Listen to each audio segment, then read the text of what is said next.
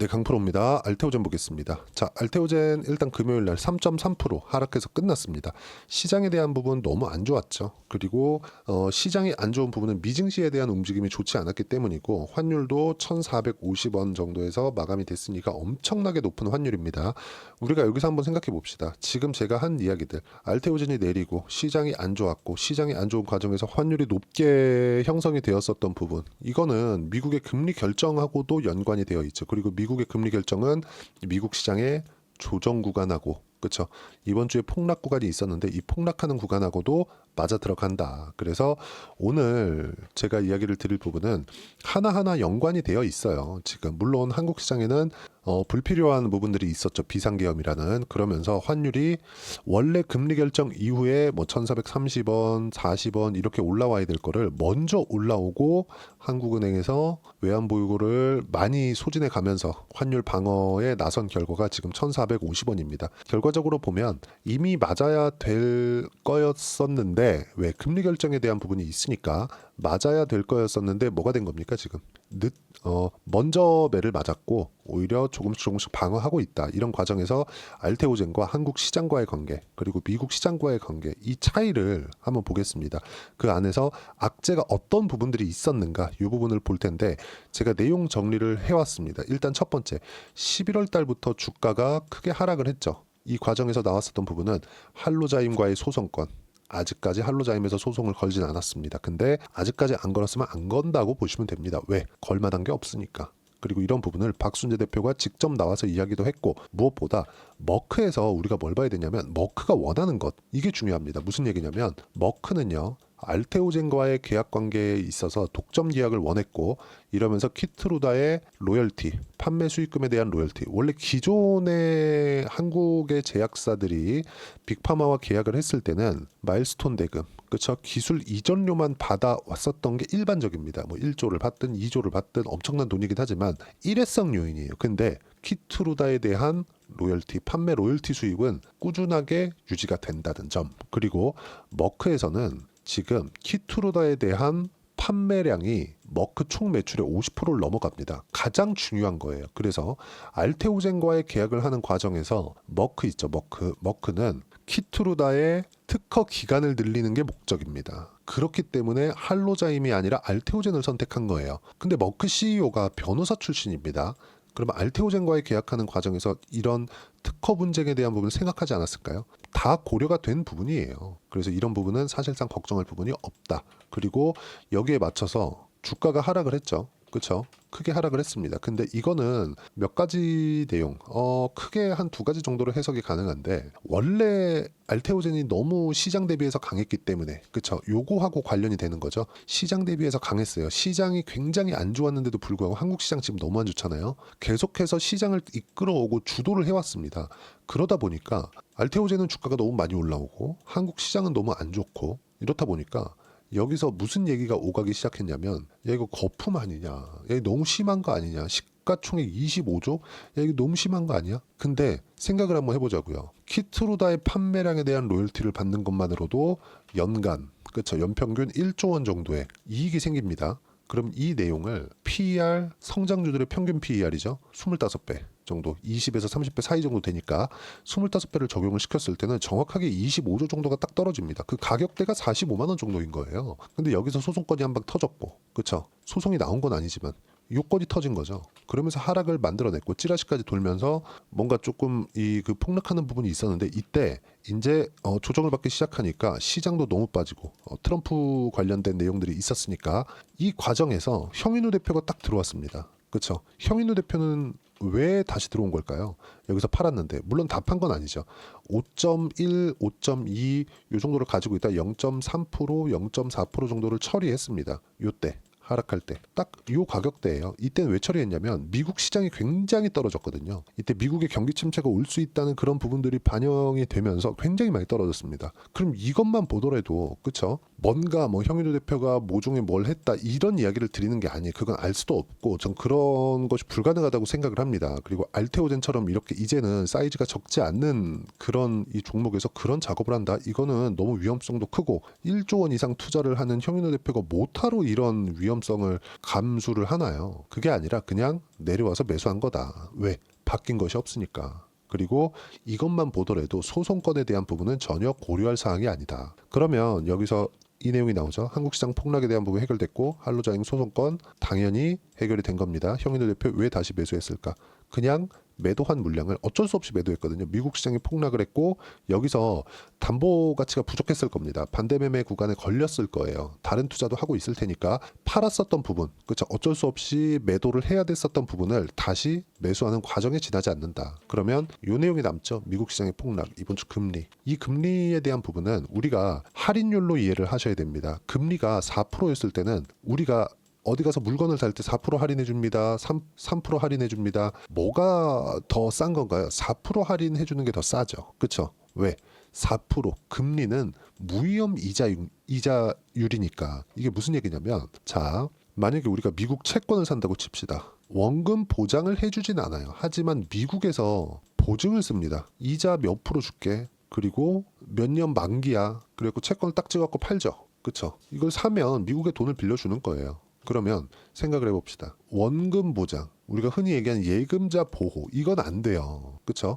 네가 손해볼 일 없어. 이건 아니지만 미국에서 보증을 한다는 것만으로도 원금 보장에 준하는 막대한 힘을 가지게 되죠. 원금 보장이나 마찬가지죠. 미국 정부에서 보장을 하니까. 근데 이 기준을 원래 25년 예상치가 3.5%였거든요. 그럼 이게 주가로 딱 봤을 때 주가는 프리미엄을 받고 거래하니까 3.5%만큼 할인 이거였는데 이거를 4%로 맞춘 거예요. 왜? 12월 달에 낮춘다는 부분은 이미 예상치에 다 나와 있었고 실제 0.25%를 낮춰서 4.5%가 됐죠. 그럼 내년에 4회를 낮춘다고 이야기를 했었는데 2회로 줄여버렸습니다. 그러면 4회였을 때는 1%, 2회였을 때는 0.5%죠. 그럼 몇 프로가 되죠? 4%가 됩니다. 그러면 주가가 올라가는 부분에서 예상치가 3.5% 할인율이었는데 4% 할인율로 바뀌는 과정에서 미증시가 조정을 받은 거예요. 이게 약간 좀 복잡한 얘기일 수도 있는데 간단하게 보면 세일, 우리가 무언가 물건을 사러 가서 세일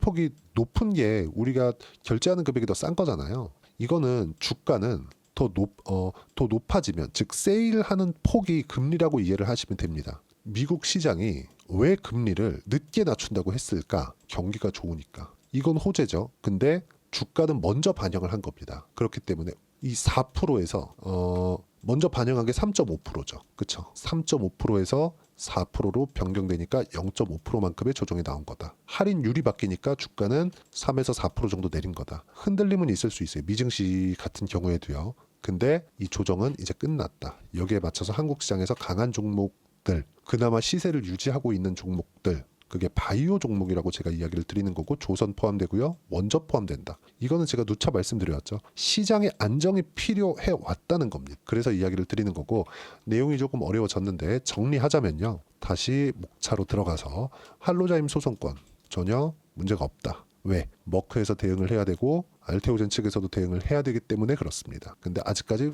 뭐 별다른 내용이 없어요. 할 게 없다는 거죠. 그리고 한국 시장의 폭락 이미 충분히 내려왔다. 더 이상 추가적으로 하락할 수 있는 부분이 없. 그리고 미국 시장의 폭락 금리에 대한 부분 할인율로 우리가 이해를 하셔야 되고 할인율만큼 조정은 다 받아온 상황이 되기 때문에 이런 부분에 대한 위험성도 없다. 형인호 대표 관련된 부분 요 내용으로 그렇죠? 이해를 하시면 됩니다.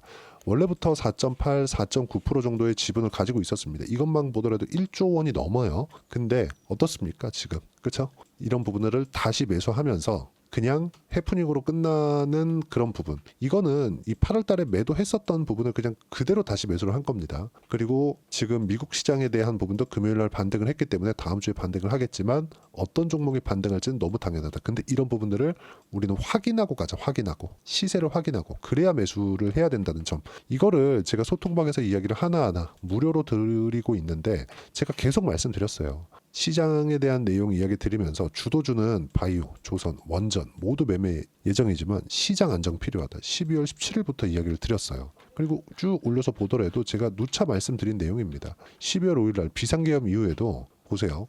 시장이 하락하면서 부분 좋은 점은 어떤 종목이든 내릴 수 있는 폭이 없다는 것이다. 그렇죠? 그래서 여기 알테오젠 같은 경우에는 어때요? 비상계엄 이후에 그렇죠? 시장이 이렇게 많이 폭락을 했음에도 불구하고 움직이는 폭은 거의 한 10% 안쪽입니다. 그렇죠. 근데 이런 구간에서 이 등락을 하는데 굳이 우리가 여기서 먼저 따라갈 필요가 있겠느냐. 확인하고 매매를 하자. 주도주는 정해져 있으니까. 우리가 자꾸 싸게 살라 그러잖아요. 그 싸게 살라는 노력 자체를 안 하면 됩니다. 왜 싸게 사면 안 되냐면 보유기간이 가장 중요하기 때문에 그래요. 이런 부분에 대해서 제가 먼저 이야기를 드리고 이렇게 매매를 했을 때 어느 정도의 성과를 내는지 제가 알테오젠 매매를 한 내용을 가지고 이야기를 드리겠습니다. 알테오젠 그냥 있는 그대로 보시면 됩니다. 그렇죠? 제가 매매한 내용이고요. 어때요? 매수, 매수, 매수. 그렇죠? 그랬을 때 수익 구간 충분히 나오죠. 이건 매도한 수익입니다. 5%, 2%, 33%. 꾸준하게 수익 구간이 나오고 있고 이렇게 매매하는 매매 타점을 소통방에서 무료로 공유를 하고 있습니다. 돈 안 받아요. 대신에 구독과 좋아요. 전 채널 성장의 목적이니까 구독과 좋아요만 눌러주시면 되고요.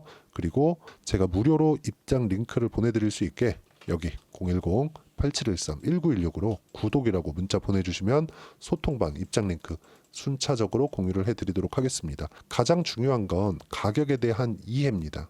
이런 부분을 제가 하나하나 이야기를 드리고 그리고 가격에 대한 이해가 되어야 시장에 대한 이해도 필요하다. 자, 그럼 내용 정리를 다시 한번 해드리면 여기서 나오는 알테오젠의 악재에 대한 정리입니다. 할로자인과의 소송권 문제없다. 한국 시장의 폭락 이미 다 내렸다. 미국 시장의 폭락 금리에 대한 할인율로 모두 커버를 하고 있다. 형인우 대표에 대한 부분 요거하고 맞물려지는 거죠. 그렇죠? 그러면 지금 나와 있는 알테오젠의 주가 20만 원대까지 다시 낮아져 있는 그런 상황인데 시장에 대한 안정이 미국 시장의 반등이 나왔으니까 시장에 대한 안정이 나오면서 다시 다음 주에는 반등 구간이 있을 거고 여기에 맞춰서 내가 타점을 잡자. 그리고 타점에 대한 부분은 소통방에서 제가 이야기를 하나하나 드리고 있습니다. 다 무료로 하고 있으니까 구독과 좋아요 눌러주시고 010-8713-1916으로 구독이라고 문자 보내주시면 소통방 입장 링크 순차적으로 공유를 해드리도록 하겠습니다.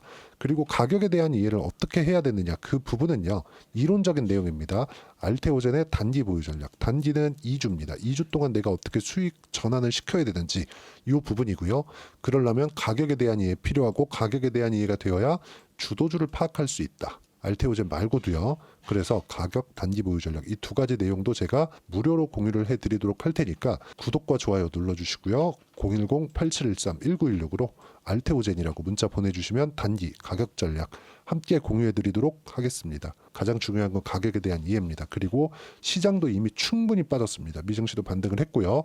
다음 주에 상당히 좋을 거예요. 산타랠리 기대하셔도 되고 이 구간에서 내가 어떻게 타점 잡아야 되는지 그렇죠. 그리고 1월 달에 좋아지는 부분이 있을 겁니다. 그때 어떤 종목을 매수해야 되는지 제가 딱 한 종목만 준비를 해놨으니까 영상 끝까지 시청하시고요. 모든 분들이 성공 투자하셨으면 참 좋겠습니다. 자, 여전히 시장은 녹록지 못합니다. 이런 상황이 벌어지는 건 어쩔 수 없습니다. 이런 상황에서도 수익이 나는 종목들의 구조는 변하지 않습니다. 즉 대시세 종목에 대한 구조는 변하지 않는다는 거고 실제 제가 소통방에서 지속적으로 이야기를 드리고 있는 내용도 대시세 종목이나 시장 주도주를 공략하는 건 철저하게 가격 분석을 하라고 이야기를 드리고 가격 분석 이후에는 이슈에 대한 파악 그리고 이슈를 파악하고 나서는 다시 내가 얼마에 매수할지 그 타점에 대한 부분을 지속적으로 언급을 하고 있습니다. 자, 근데 생각해 보세요. 시장이 굉장히 어려웠습니다. 어려운 상황에서의 어떤 종목들이 강했냐 보면 반도체와 그리고 바이오입니다. 자, 실제 여기 보면요. HLB에 제가 실제 매매한 내용을 띄워놓고 보여드리고 있는데 1월 22일부터 매매를 시작해서 4일 동안 31%의 수익 마감이 됐고요. 그리고 여전히 신고가 종목입니다. 자, 그리고 그 다음 어보브 반도체 이름을 보시다시피 반도체 종목이죠. 그리고 AI 반도체는 지속적으로 강세를 보이고 있습니다. 이 종목도 신고가를 먼저 달성한 이후에 제가 21%의 단기간에 21%의 큰 수익을 내고 마감이 됐습니다. 다시 재공략을 준비하고 있고 이런 부분은 소통방에서 다 공유를 해드립니다. 자, 그리고 코세스. 자, 코세스 같은 종목도 당연히 그쵸 신고가 종목이고요. 그리고 반도체 종목입니다. 이 종목도 영업일 기준에서 이틀 동안 대략 한 15%의 수익 마감이 됐습니다. 내용을 한번 보시면 어떻습니까? HLB를 포함해서 뭐 30%, 20%, 뭐 15% 이런 식의 수익이 지속적으로 발생하고 있는데 이 세 종목 모두 다 신고가 종목이고 1월 달에 시장이 약세를 보이고 있는 구간에서도 강했었던 그런 종목입니다. 특징점이 하나 있는데 그 이슈에 앞서서 가격이 먼저 반영했다는 거죠. 그렇게 제가 가격을 먼저 보고 이슈에 대해서 파악하는 이유는 결과적으로는 큰 시세를 먹기 위한 사전 준비 작업입니다. 실제로 큰 시세를 먹기 위해서 사전 준비 작업을 했을 때 여기 레인보우 로보틱스 127% 그리고 ISC 98% 그리고 한미반도체 97%의 큰 수익을 내는 상황을 만들 수 있습니다. 어떤 식으로 소통방에서 진행됐는지 그쵸? 그 상황을 제가 이야기를 드린 건데 이런 상황도요 당연히 신고가를 공략했을 때 가능한 겁니다. 자 그러면 이번에도 마찬가지입니다. 그쵸? 정부 주도의 코리아 디스카운트 해소 방안이 2월 달에 발표를 하고요. 그리고 2월 달에 발표된 내용을 토대로 주가가 움직이는 게 아니라 이미 움직인 내용이 있죠. 실제 이 내용은 크게 중요한 게 아니라는 겁니다. 실제 움직인 내용을 보면 자 기아차입니다. 실제로 12월 달에 신고가를 만들어 놓고 정부에서 입김을 불어 넣으니까 순식간에 기아차를 포함해서 현대차 같은 거대 기업들의 주가가 2주도 채 되지 않아서 40% 정도의 큰 시세를 냅니다. 자, 그러면 우리는 어떤 종목을 봐야 될까요? 이슈를 파악해야 되는 것도 맞지만 철저하게 가격에 맞춰서 매매를 해야 되는 게 당연히 중요합니다. 정부가 주도하는 정책 방향이 있겠죠. 그 방향에 맞춰서 우리가 종목을 찾을 필요가 있다. 자, 그러면 답이 나왔습니다. 정부가 주도하는 방향에 맞춰서 제2의 기아차를 찾는 게 지금은 중요하다. 근데 정부 정책의 방향에 맞게 가자. 그랬을 때 앞서서 제가 보여드렸었던 내용인 여기 레인보우 로보틱스 127% 그리고 ISC 98% 그리고 한미반도체 97%와 같은 수익을 낼 수 있습니다. 물론 시간에 대한 부분은 최소 2주의 시간이 필요하고요. 그리고 최장 3개월 안에 끝내야 됩니다.